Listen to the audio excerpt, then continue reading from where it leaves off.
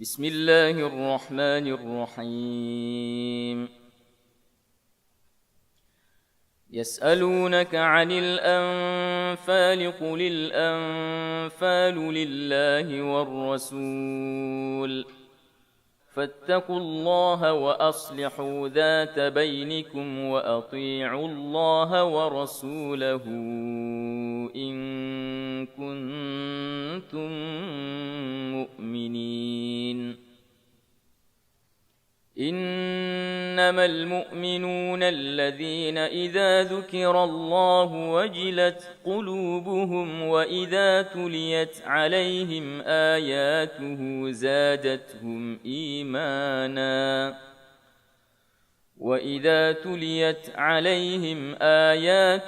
زادتهم إيمانا وعلى ربهم يتوكلون الذين يقيمون الصلاة ومما رزقناهم ينفقون أولئك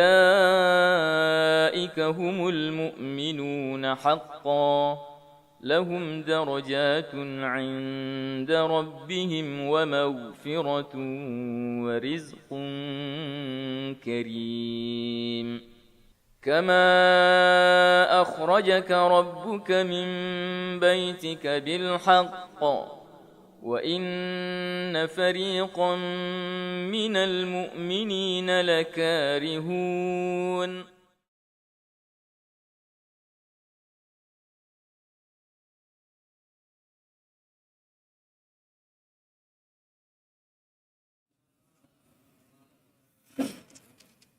Innal hamdalillah nahmaduhu wa nasta'inuhu wa nastaghfiruh wa na'udzu billahi min syururi anfusina wa sayyiati a'malina may yahdihillahu fala mudhillalah wa may yudlil fala hadiyalah wa asyhadu an la ilaha illallah wahdahu la syarikalah wa asyhadu anna muhammadan abduhu wa rasuluh. Allahumma sholli ala Muhammadin wa ala alihi wa sahbihi wa man ihtada bihadihi wastana bisunnatihi ila yaumiddin, amma ba'd. Para hadirin, bapak-bapak dan ikhwah dan anak-anakku sekalian, hafizakumullahu ta'ala jami'an. Alhamdulillah, pada malam hari ini, di malam Jumat, di malam yang keempat di bulan Rabiul Awal 1444 Hijriah, dengan izin Allah dan taufiknya, kembali kita hadir bermajlis guna sama-sama membaca dan menelaah hadis-hadis yang datang dari Nabi kita yang tercinta Rasulullah Muhammad sallallahu alaihi wasallam. Hadis-hadis beliau yang sahih, hadis-hadis beliau yang memiliki derajat kesahihan paling tinggi yang diriwayatkan oleh Imam Al-Bukhari dan Al-Imam Muslim. Hadis-hadis ini dikumpulkan oleh Syekh Muhammad Fuad Abdul Baqi rahimahullah dalam buku yang dia beri judul dengan Al-Lu'lu' wal Marjan fima ittafaqa alaihi asy-syaikhan. Mutiara-mutiara hadis yang diriwayatkan oleh dua syekh, dua imam dalam bidang hadis, Al-Imam Al-Bukhari dan Al-Imam Muslim rahimahumallahu ta'ala. Jemaah sekalian, pembahasan kita masih dalam pembahasan tentang rukun Islam yang kelima, Kitabul Hajj, persoalan hadis-hadis yang disebutkan oleh Nabi SAW yang diriwayatkan oleh para sahabat tentang masalah-masalah yang terkait dengan ibadah haji. Pada pertemuan kita yang lalu, kita sudah menyelesaikan bab tentang miqat. Gitu ya? Oh iya. Ya, biasanya pertanyaannya bab apa yang dibahas yang lalu, ya. Tapi ini sudah disebutkan, ya. Berarti yang lain yang kita tanyakan. Kita akan masuk ke bab yang baru, insyaallah. Namun kita mau dengarkan dulu sedikit murojaah dari ikhwah asatidah di Tadrib Ad-Duat. Mana ikhwah yang tadi berdua? Ya. Baik. Mana mic-nya? Ya. Siapa yang pegang sekarang? Ya, antum yang coba pegang dulu. Ya. Berarti antum ya. Apa judul bab yang lalu? Apa judul bab yang kita pelajari yang lalu? Apa? Ya, pakai mic.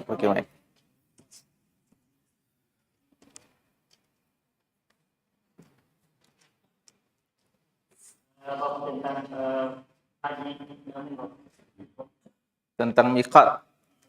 Apa bahasa Arabnya? Judul babnya.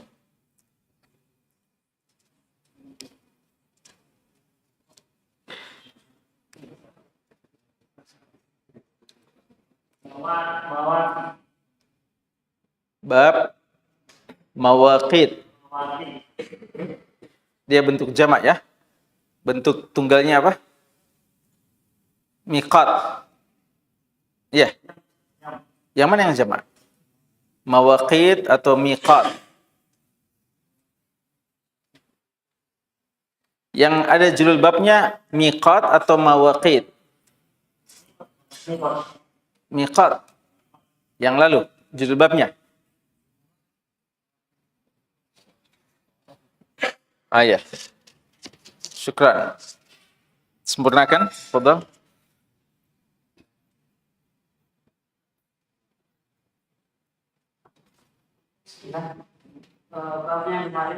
Jangan dibaca ya, jangan dibaca. Agli kutub. Jangan dibaca. Iya.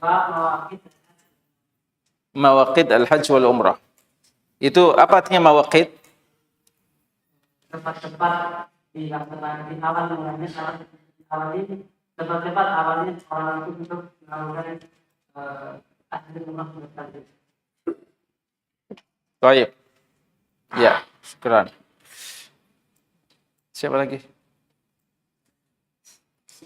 Miqat terbagi dua. Apa itu?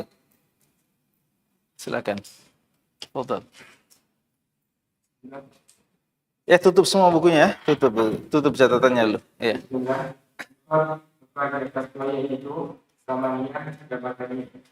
Apa artinya zamaniyah, apa artinya makaniyah? Kalau di sini adalah menceritakan tentang waktu dan tempat. Zamaniyah? Zamaniyah itu asal di mana ada kawannya ada. Kalau makaniyah?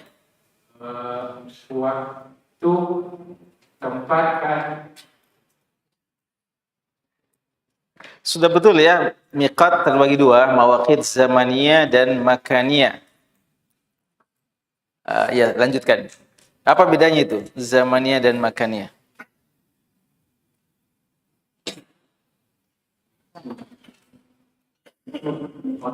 Zamaniyah yang kita lakukan oleh waktu bulan Syawal. Ya, artinya jawab dulu sesuai dengan pertanyaan ya. Tidak usah ditambah dulu jawabannya. Ya. Zamaniyah itu yang dilakukan oleh waktu tertentu. Kalau makaniyah? Kalau makaniyah adalah yang ditentukan tempat-tempatnya. Ya, penentuan tempat-tempat. Baik. Ya, zaman, waktu ya. Makan, tempat ya. Siapa lagi? Fadhal.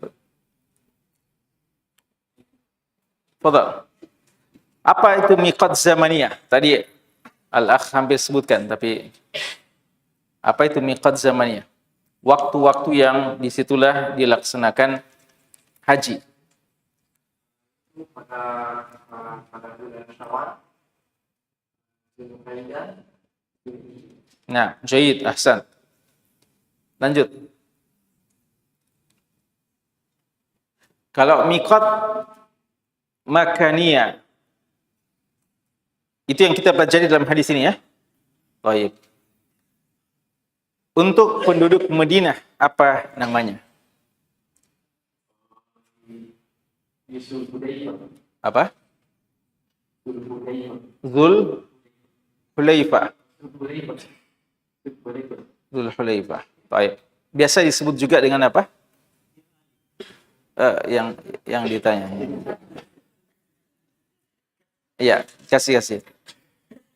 Tapi pertanyaan lain ya. Ya. Pertanyaannya Al-Juhfa. Untuk siapa itu Al-Juhfa? Penduduk siapa?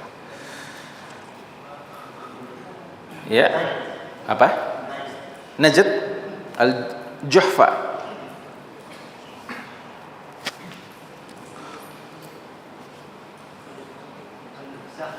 Penduduk Syam. Baik, ahsan. Di mana itu Syam? Nah, ahsanta. Fadal.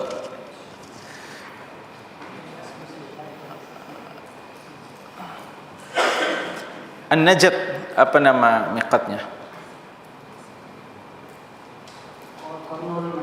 Qarnul Manazil. Nah, jayyid. Siapa lagi yang belum?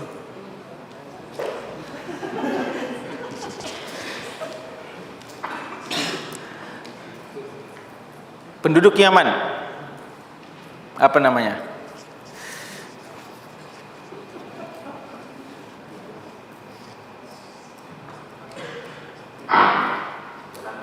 Ya? Apa?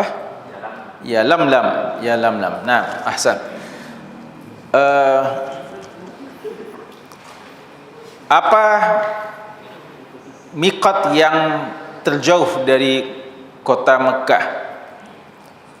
Silakan.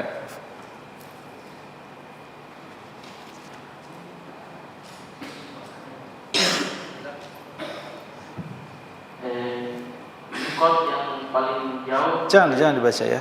Mikot yang paling jauh itu Mikot Zulhulaifah. Dzulhulaifah. Dan jarak itu 400 kisaran 400 km. 400 km. Dari kota Mekah. Kalau dari kota Madinah sendiri? Kalau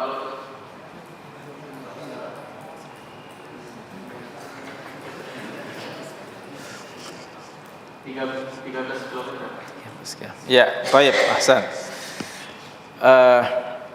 Ba'dah, setelahnya.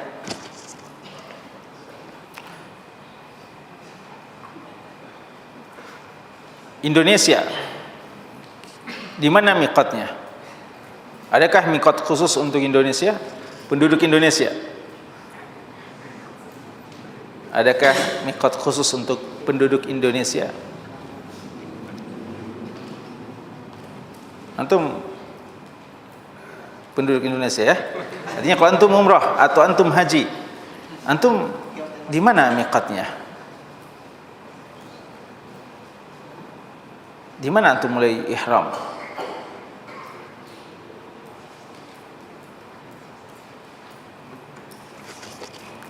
Fadhal, belakangnya.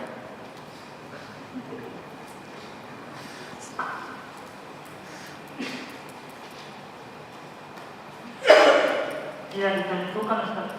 Tidak ditentukan. Jadi gimana? Gimana maksudnya tidak ditentukan? Manapun dia melewati tempat-tempat mikot tersebut, dia harus bermikot. Apa dalilnya?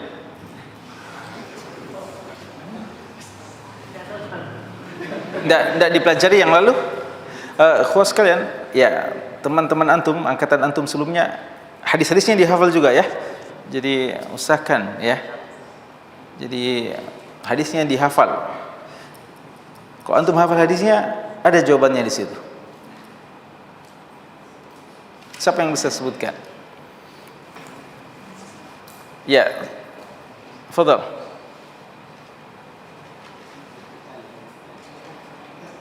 Kita mau jawab.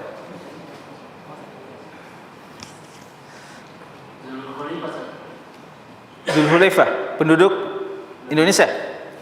Kapan itu? Kapan dia? Kan punya penduduk Medina itu, Dzulhulaifah. Bagaimana bisa Indonesia ke Dzulhulaifah?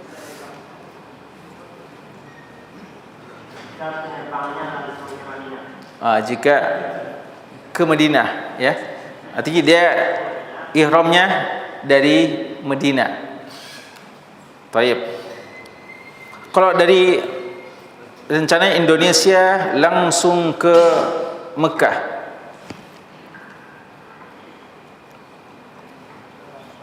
taklif juga? Iya. Fadal, langsung saya jawab. Ya lam. Taib. Kenapa bisa?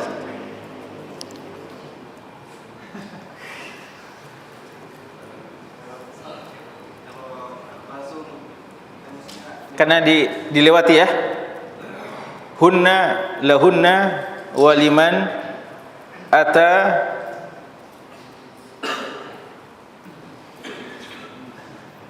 alaihinna min ghairi ahli hinna. Ya.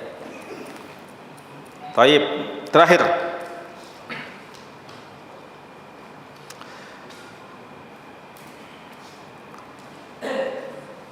Apa hukum berihram sebelum sampai ke miqat? Silakan.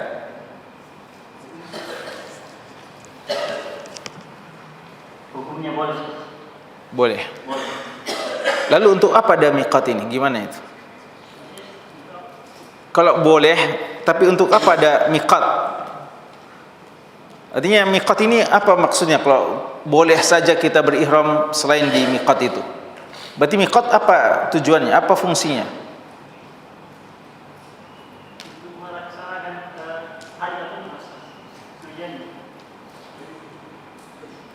Tapi boleh kita berihram selain di miqat? Boleh. Lalu miqat untuk apa? Kalau bisa saja ihram di selain miqat, berarti miqat apa fungsinya? Ada dua pendapat di situ saja yang sempat saya simak. Ada dua pendapat, ada yang membolehkan sebelum miqat, ada yang nanti sampai di tempat miqat baru ihram. Kalau melewati miqat baru kita ihram, boleh? Melewati yang tidak boleh. Tidak boleh ya. Ya, berarti miqat sebagai batasan. Ya, fungsinya sebagai batasan yang tidak boleh dilewati kecuali dalam keadaan ihram bagi yang ingin mengerjakan haji dan umrah. Karena kalau kita tidak mau haji dan umrah, bisa kita lewat tanpa ihram? Bisa, ya. Tapi yang mana yang lebih afdal? Seandainya boleh sebelum miqat, apa hukumnya? Sama saja? Sebelum sampai miqat kita sudah berihram, boleh kan? Boleh. Tapi yang mana yang lebih afdal? Sama saja? Yang mana lebih afdal? Yang mana yang lebih bagus? Pas di tempat itu. Di miqat. Baik. Ya. Nah, syukran, barakallahu fikum. Ya, kita lanjutkan ya.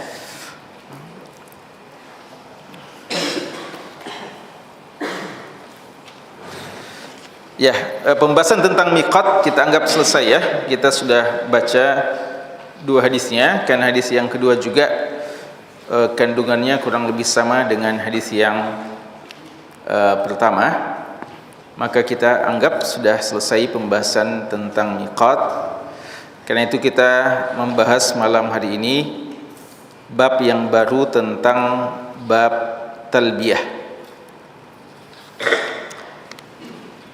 Dan juga insyaallah kita akan bahas bab sesudahnya juga ya, singkat, bab tentang perintah untuk bertalbiyah, berihram bagi penduduk Madinah. Babun at-talbiyatu wa sifatuha wa waqtuha. Babun, ya, atau bisa juga babut talbiyati wa sifatiha wa waqtiha. Bab tentang talbiyah, sifatnya dan waktunya. Bab tentang talbiyah, sifatnya dan waktunya. Cuma ada satu hadis yang disebutkan dalam bab ini, hadis yang ke-736, hadisu Abdullah ibn Umar radhiyallahu anhuma.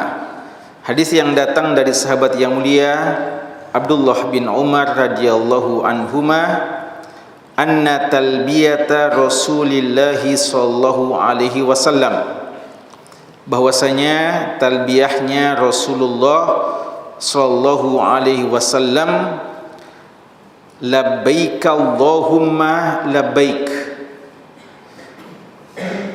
labbaika la syarika laka labbaik, innal hamda wan ni'mata laka wal mulka la syarika lak. Ya. Ini pertama, hadis pertama yang kita bahas. Judul babnya seperti yang disebut oleh Imam Nawawi rahimahullah ta'ala, ya, perlu untuk kami ingatkan kepada ikhwah dan mungkin untuk asatidah dan ikhwah di tadrib ini sebagai informasi, ya, atau penjelasan bahwa judul bab ini adalah judul bab yang datang dari Imam Nawawi rahimahullah ta'ala, ya. Jadi judul-judul babnya ini diambil oleh Syekh Muhammad Fuad Abdul Baqi dari kitab Al-Minhaj Syarah Sahih Muslim bin Al-Hajjaj karya Al-Imam An-Nawawi rahimahullah ta'ala. Adapun redaksi hadisnya, matan hadisnya yang disebutkan ini dari Sahih Al-Bukhari, ya, karena kadang saja ada perbedaan lafaz antara Sahih Bukhari dan Sahih Muslim, maka yang dipilih di sini adalah lafaz dari Sahih Al-Bukhari. Tapi urutan-urutan babnya ini diambil dari Sahih Muslim. Jadi urutan babnya diambil dari Sahih Muslim, judul babnya diambil dari Imam Nawawi karena Imam Muslim tidak berikan judul bab, maka diambil dari pensyarah Sahih Muslim. Adapun redaksi hadisnya, matan hadisnya diambil dari Sahih Al-Bukhari. Di sini Imam Nawawi mengatakan bab tentang talbiyah, bagaimana sifat talbiyah dan bagaimana atau kapan waktunya. Sifat talbiyah maksudnya apa yang dikatakan ketika kita bertalbiyah, apa bacaannya, ya, gitu maksudnya. Sifat talbiyah artinya apa yang dibaca pada saat kita talbiyah, dan waktunya kapan kita membaca talbiyah. Untuk kapan kita membaca talbiyah, maka membaca talbiyah ada dua. Pertama, membaca untuk memulai ihram kita. Membaca talbiyah untuk memulai ihram dengan ucapan kita labbaika umrah atau labbaika hajja atau Allahumma labbaika hajja, Allahumma labbaika umrah, atau mungkin bisa digabung, ya. Kalau di Quran labbaik Allahumma hajja wa umrah, itu awal membaca talbiyah sebagai pembukaan, dan ini yang kita katakan dia adalah bagaikan takbiratul ihram untuk ibadah haji atau ibadah umrah.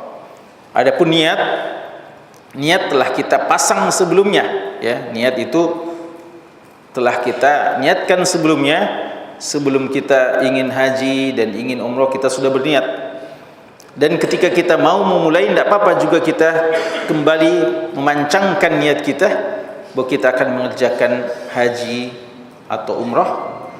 Adapun ucapan labbaika Allahumma atau Allahumma labbaika atau labbaika, kita sebutkan umrahnya atau hajinya, itu adalah pembukanya, ya, pembuka. Dan sifatnya, ya, dan yang kedua, ya, itu sebagai pembuka, ya. Yang kedua, waktu bertalbiyah itu adalah sepanjang kita dalam keadaan ingin umrah, ya, atau haji. Seperti kalau umrah, kita sejak di miqat terus memperbanyak talbiyah, bahkan ini yang perlu diulang-ulangi terus. Bahkan seandainya waktu membaca Al-Quran kita berkurang karena diambil oleh porsi bertalbiyah, maka itu memang sudah pada tempatnya, ya. Artinya ini ibadah zikir yang memang disitulah waktunya, maka dia anjurkan memperbanyak. Umpamanya ada orang ba'da sholat biasanya dia baca Quran, tapi karena ini sudah hampir selesai waktu talbiyah, maka dia baca talbiyah saja, langsung baca talbiyah, maka ini memang sudah waktunya seperti itu. Sama dengan takbiran, ya. Kalau kita Idul Fitri, apalagi Idul Fitri yang waktu takbiran itu singkat, maka sejak malamnya, ya, atas pendapat jumhur, kita bertalbiyah, kita bertakbiran sampai ketika imam mau berkhutbah. Ini memperbanyak takbiran, dan disitulah takbiran mengambil kebanyakan porsi untuk zikir-zikir yang lainnya.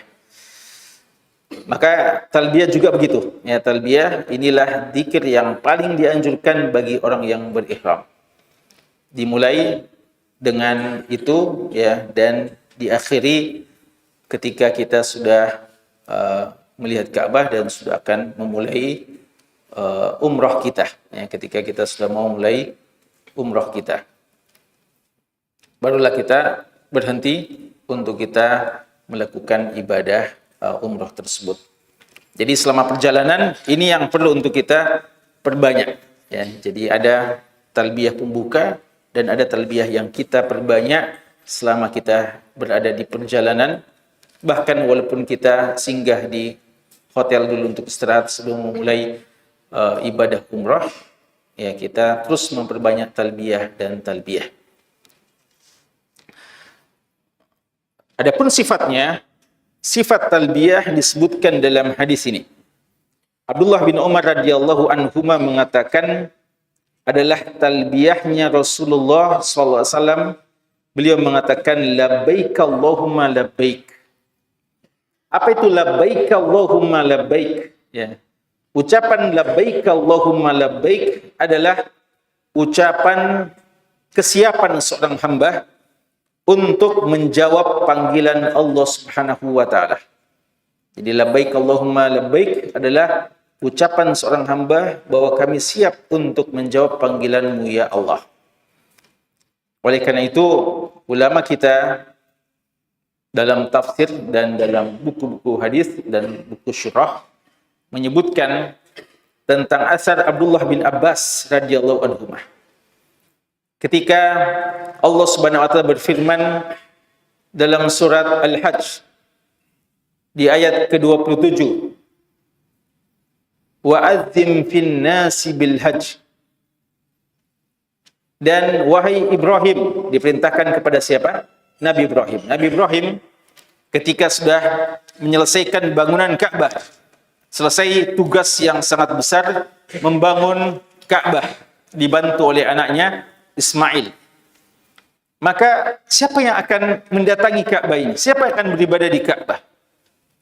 Allah mengatakan, ya, ketika Nabi Ibrahim mengatakan, sudah selesai ya Allah, tugasku untuk membangun Ka'bah sudah selesai.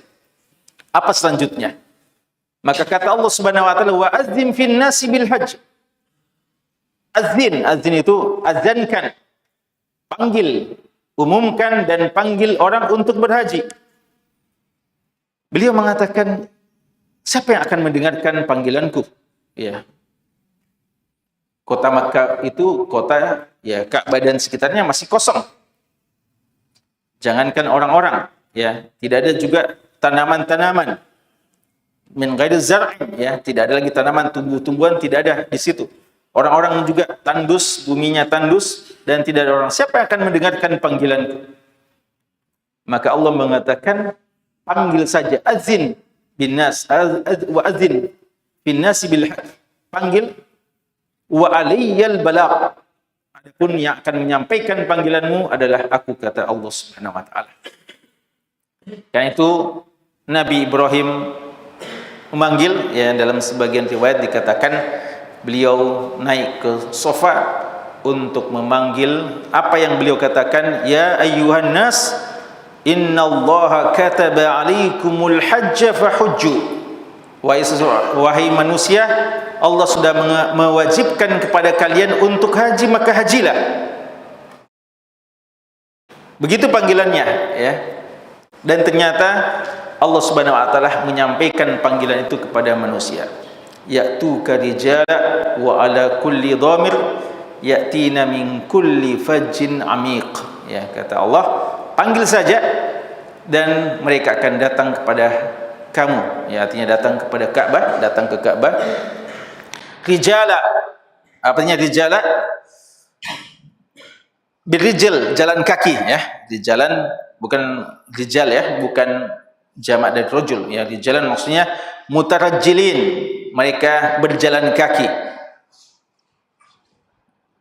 Dan wa ala kulli dhamir, dan dia naik unta-unta yang kurus.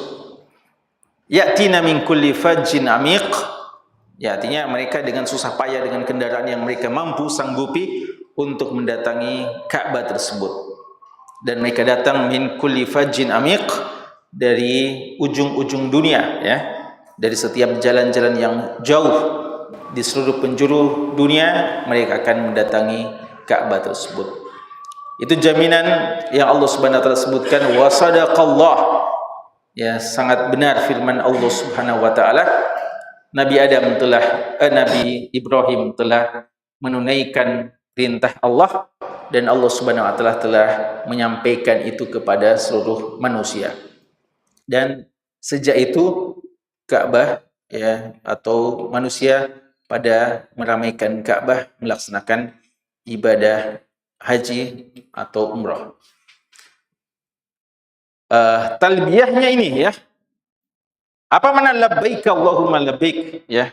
Ucapan kami siap, kami menjawab panggilanmu ya Allah. Dan ada sebagian ulama kita mengatakan asal labbaika dari kata-kata lub. Lub itu otaknya, ya, otak atau sesuatu yang paling inti dan menunjukkan keikhlasan, ya. Jadi ucapan labbaik Allahumma labbaik, selain ucapan kesiapan untuk merespons panggilan, tidak terlambat dalam menjawab panggilan, juga menunjukkan keikhlasan kita dalam menjawab panggilan tersebut. Makanya kalau kita dipanggil oleh orang tua kita, bilang, fulan, nak, sini. Ya, sebelum kita sampai, untuk kita tunjukkan bahwasanya kita segera menjawab dan akan segera ke situ, kita bilang labbaika ya walidi, umpama labbaik, labbaik, artinya siap. Ya, kalau orang-orang saat sekarang, ya, polisi, tentara biasa siap, siap, ya. Ya, ini bukan komandannya polisi yang kita jawab panggilannya, ya, tapi Allah Subhanahu wa taala. Maka seorang hamba mengatakan labbaik Allahumma labbaik. Kami siap ya Allah, siap menjawab panggilanmu. Kami akan segera menjawab panggilanmu dengan penuh keikhlasan dan penuh kerinduan dan kecintaan kepada. Labbaik Allahumma labbaik. Labbaik la syarika laka labbaik. Kami menjawab panggilanmu ya Allah dengan tidak menyekutukan kamu dengan sesuatu apapun. Ini yang diajarkan oleh Nabi Muhammad SAW, dan ini juga yang diajarkan oleh Nabi Ibrahim alaihissalam. Namun ketika terjadi pergeseran syirik kepada tauhid kepada syirik di masa jahiliyah, dan Amr Luhai ya yang punya peran dalam merubah tauhid dalam kesyirikan di kota Makkah atau Jazirah Arab, maka mereka menambah ini. Mereka mengatakan labbaik Allahumma labbaik, labbaik la syarika laka labbaik, illa syarikan huwa lak, la namlikuhu wa anta tamlikuhu. Atau dalam riwayat juga huwa lak tamlikuhu wa la mulk. Jadi mereka tambah, apa itu? Mereka mengatakan labbaik Allahumma labbaik, labbaik la syarika laka labbaik, tidak ada sekutu bagimu, illa syarikan, kecuali sekutu. Jadi mereka sudah menyembah berhala-berhala ya. Ada sembahan-sembahan yang lain selain Allah Subhanahu wa taala. Dan mereka menganggap ini adalah atas izin Allah Subhanahu wa taala. Maka mereka mengatakan illa syarikan, kecuali sekutu, huwalak, sekutu itu bagimu ya Allah. Padahal kita bilang la syarikalak. Ya, tapi mereka menambah ya, para kaum musyrikin di waktu itu menambah illa syarikan huwalak, kecuali sekutu bagimu, tamlikuhu, yang kamu tetap miliki. Ya, mereka juga mengatakan ya bahwasanya Allah dialah yang pemilik segala sesuatu, tapi ada sekutu juga baginya yang juga disembah dan ditaati. Tamlikuhu wala mulk, dan tidak ada kerajaan yang selain kerajaan. Ini sempat talbiyah ini berlaku di zaman jahiliyah, maka ketika datang Nabi kita sallallahu alaihi wasallam menegaskan lagi talbiyah ini. Labbaik Allahumma labbaik, labbaik la syarika laka labbaik. Itu saja ya. Lalu innal hamda, ya, sesungguhnya puji-pujian, laka, innal hamda wan ni'mata laka, sesungguhnya pujian dan nikmat segalanya bagimu ya Allah. Wal mulk, dan kerajaan, la syarika lak, tidak ada sekutu bagimu ya Allah. Dan ini menunjukkan jemaah sekalian bahwa dalam ibadah haji itu di antara hal yang paling ditekankan adalah pemurnian akan tauhid, pemurnian akan akidah. Dan begitu banyak ibadah-ibadah yang dilakukan selama manasik haji, tujuannya untuk memurnikan akidah kita kepada Allah Subhanahu wa taala, untuk membersihkan Allah dari segala macam bentuk-bentuk kesyirikan. Makanya dalam doa Arafah, doa yang terbaik, apa ya doa yang terbaik dibaca pada waktu kita wukuf di Arafah? Ya.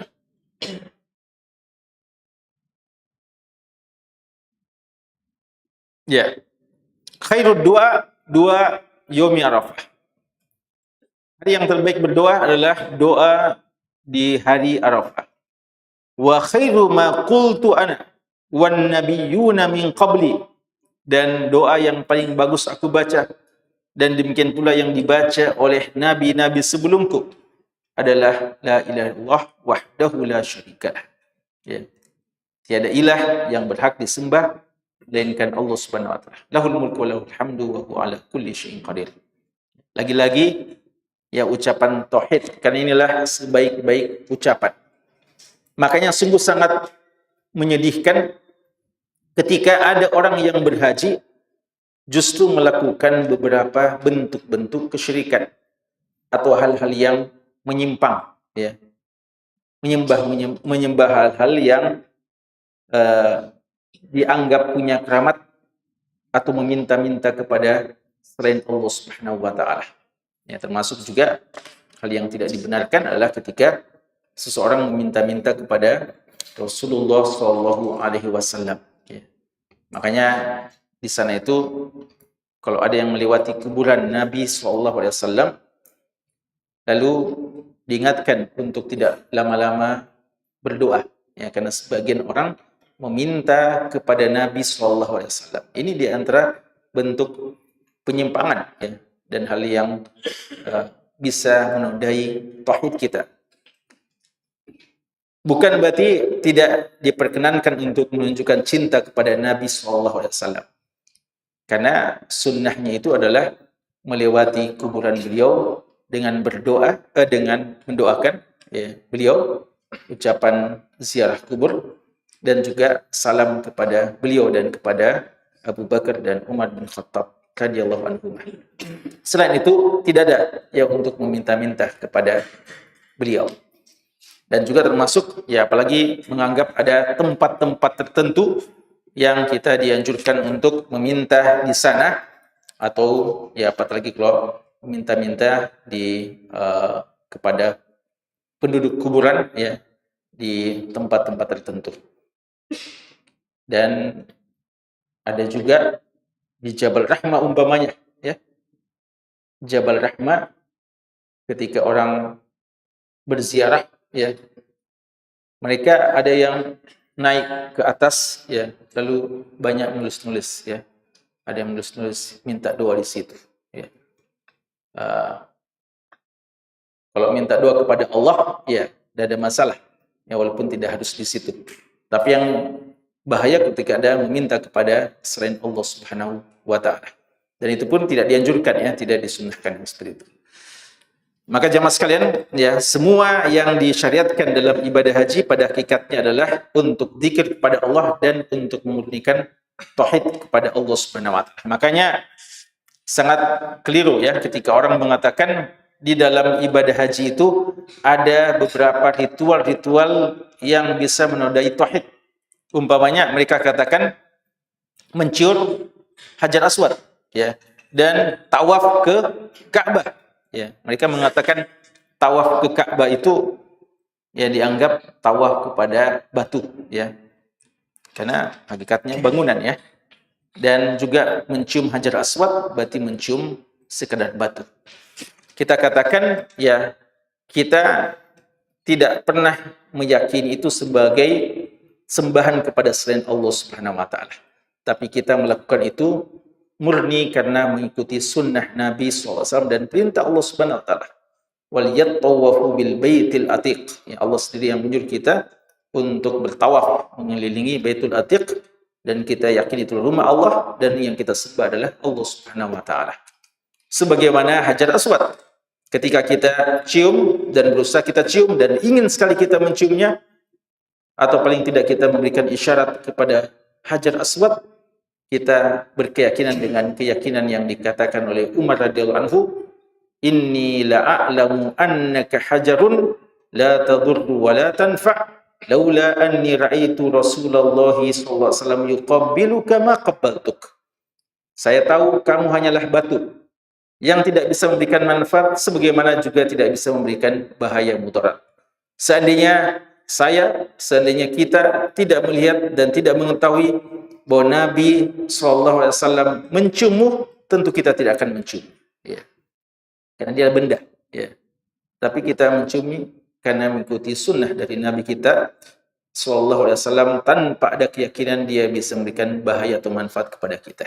Inilah kemurnian mutaba'ah, ya tauhidullah dan tauhidul mutaba'ah. Tauhid kita kepada Allah dan kemurnian kita dalam mengikuti sunnah Nabi SAW. Apa yang beliau anjurkan kita lakukan, apa yang beliau suruh kita tinggalkan, kita tinggalkan. Dan itulah bukti kecintaan. Dan kita tidak melakukan hal-hal yang tidak beliau sunnahkan, walaupun mungkin kita duga itu adalah bagian cinta kita kepada beliau. Ya, begitu banyak orang saat sekarang mengklaim cinta kepada Nabi, melakukan hal-hal yang sebenarnya beliau tidak pernah menganjurkannya. Ya, pada cinta Nabi adalah dengan mengikuti apa yang beliau perintahkan, atau paling tidak yang kita tidak melakukan sesuatu yang beliau larang. Talbiyah ini sampai di sini. Tapi pertanyaannya adalah apakah boleh menambah talbiyahnya? Abdullah bin Umar radhiyallahu anhu dalam beberapa riwayat, ya dalam riwayat Bukhari juga mengatakan wala yazidu 'alaiha. Nabi kita sallallahu alaihi wasallam tidak menambah talbiyahnya melebihi apa yang diucapkan ini. Karena itu ulama kita khilaf, bolehkah menambah talbiyah dengan talbiyah yang tidak dicontohkan oleh Nabi sallallahu alaihi wasallam? Untuk talbiyah, apa beda talbiyah dan takbiran? Untuk takbiran, apa takbiran kita biasa kalau sholat Idul Fitri dan Idul Adha? Apa takbiran yang dicontohkan oleh Nabi Shallallahu Alaihi Wasallam? Khilaf, ya. Kebanyakan kebanyakan takbiran yang kita baca itu datang dari para sahabat Nabi Shallallahu Alaihi Wasallam. Adapun yang marfu dari beliau ada khilaf, adakah yang sahih marfu atau tidak. Adapun untuk talbiyah ada yang sahih marfu yang tidak ada khilaf tentangnya. Ini talbiyah ini. Jadi adapun takbiran tidak ada yang tegas yang sahih marfu kepada Nabi sallallahu alaihi wasallam. Adapun talbiyah jelas ini hadisnya. Ya, labbaik Allahumma labbaik, labbaik la syarika laka labbaik, innal hamda wan ni'mata laka wal mulk la syarika lak. Sampai di sini. Ya, kata Abdullah bin Umar, beliau tidak menambah. Namun sebagian sahabat di antaranya perawi hadis ini sendiri, Abdullah bin Umar radhiyallahu anhu menambah yang dipahami oleh para ulama kita, berarti boleh juga menambah untuk talbiyah ini selama kita tetap mengutamakan talbiyah yang datang dari Nabi SAW. Artinya kalau kita cukupkan selama perjalanan ini terus yang kita baca, labbaik Allahumma labbaik, labbaik la syarika laka labbaik, innal hamda wan ni'mata laka wal mulk la syarika lak labbaik. Seandainya kita cukup membaca ini, maka sudah cukup. Tapi kalau kita mau menambah, ada beberapa riwayat-riwayat, dan yang diantara yang paling sahih riwayat Abdullah bin Umar radhiyallahu anhu. Beliau mengatakan labbaika labbaik wa sa'daik. Apa artinya wa sa'daik?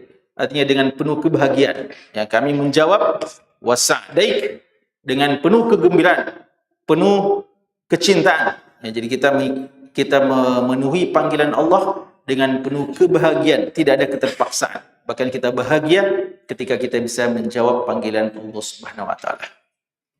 Wal khairu biyadaik, dan kebaikan itu ada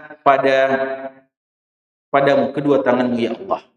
Wal khairu ya biyadaik, ya, dan dia kebaikan ada padamu ya Allah, pada kedua tangan. Warraqba ilaika wal amal. Warraqba, dan dengan penuh cinta, penuh harap kepadamu ya Allah, dan dengan amal soleh kepadamu. Ya, ini talbiyah yang ditambahkan oleh Abdullah bin Umar radhiyallahu taala anhuma, dan boleh juga kita membacanya, ya, tapi dengan tidak meninggalkan talbiyah yang dicontohkan oleh Nabi SAW. Ada khilaf tentang boleh tidaknya menambah, namun kebanyakan ulama kita mengatakan boleh menambah, utamanya dengan tambahan yang ada dalilnya dari para sahabat-sahabat Nabi SAW. Ada juga di antara talbiyah labbaika dzal ma'arij, ya, labbaika dzal ma'arij, ya maha kami memenuhi panggilan-Mu ya Allah, pemilik yang diangkat ke atas, ya, artinya Allah Subhanahu wa taala, ya. Ini talbiyah yang dianjurkan untuk dibaca pada saat kita berhaji atau berumrah, selama kita melaksanakan haji atau umrah.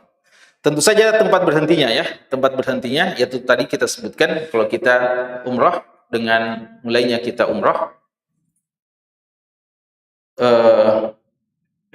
Adapun hadis yang terakhir, ya, saya cuma mau isyaratkan di sini, hadis yang terakhir ini adalah hadis yang menjelaskan apa yang kita terangkan yang lalu, bahwa untuk penduduk Madinah disunnahkan ihram dari Masjidil Hulaifah. Dan ini hadis yang menjelaskan bahwa ada keistimewaan khusus bagi mereka-mereka yang melaksanakan sholat di Masjidil Hulaifah. Jadi bab tentang perintah babu amri ahli Madinah, bab perintah bagi penduduk Madinah bil ihram, untuk ihram, min indi Masjidil Hulaifah, dari Masjidil Hulaifah. Dari Abdullah bin Umar radhiyallahu anhu, beliau mengatakan, ma ahalla Rasulullah sallallahu alaihi wasallam, tidaklah Rasulullah sallallahu alaihi wasallam berihlal, maksudnya mengangkat suara, ya seperti yang kita jelaskan yang lalu, bertalbiyah dengan mengangkat suara, memulai talbiyahnya, illa min indil masjid, kecuali di sisi masjid. Di sini ada khilaf, apakah maksudnya ketika beliau selesai sholat dan masih berada di masjid, ataukah di sisi masjid maksudnya ketika beliau sudah naik di atas kendaraannya setelah keluar dari masjid. Dan sebagian mengatakan di daerah mana saja selama masih berada di kawasan tersebut. Jadi ada 3 pendapat ya tentang masalah ini. Namun dhahir hadisnya, maka sebaiknya ya ada 2 yang paling kuat.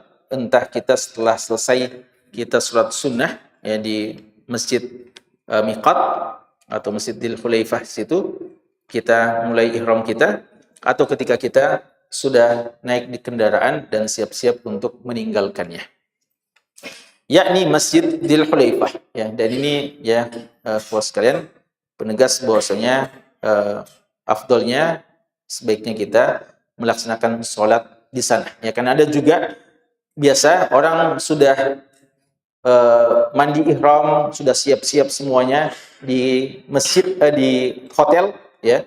Nanti mereka mengatakan kita sekedar singgah di sana, sekedar untuk mulai berihram. Tidak usah kita turun dan tidak usah lagi kita sholat di masjid. Ya, kita katakan bahwa khusus untuk penduduk Madinah, khusus bagi yang berihram di Masjidul Hulaifah atau di Dzul Hulaifah, sebaiknya turun dan melaksanakan ibadah sholat sunnah di sana. Bukan sholat sunnah umrah, bukan sholat sunnah ihram, tapi sholat sunnah untuk mendapatkan keberkahan tempat tersebut. Ya. Wallahu ta'ala alam. Ya, sekira ini beberapa hal yang terkait dengan masalah ini.